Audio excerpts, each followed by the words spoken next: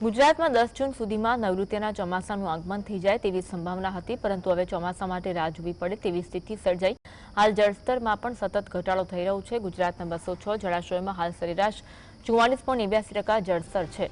હાલ 2 જળાશયોમાં 90%થી વધુ, એકમાં 80%થી 90%, 3માં 70%થી 80% જેટલું જળસ્તર છે। 200 જળાશયોમાં જળસ્તર હવે 70%થી ઓછું છે। હાલમાં મહીસાગરના વણાકબોરીમાં સૌથી વધુ 93.39%, મોરબીના મચ્છુ 2માં 92.99%, શ્રીનગરના ધોળીધજામાં 92.84% સાથે વધુ જળસ્તર છે। આ સિવાય 70%થી વધુ જળસ્તર હોય તેવા કચ્છના કાળાકોગા, રાજકોટના ભાદર 2, આજી 2, છોટાઉદેપુરના સુખીનો સમાવેશ થાય છે।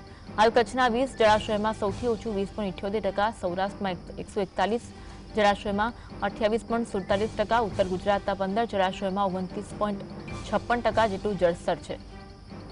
ગુજરાતની જીવાદોરી સમાન સરદાર સરોવરમાં હાલ 54% જળસ્તર નોંધાયું। જોકે જળસ્તરમાં ઘટાડો છતાં કોઈ પ્રકારનું જળસંકટ નહીં સર્જાય તેવો તંત્ર દ્વારા દાવો કરવામાં આવ્યો છે।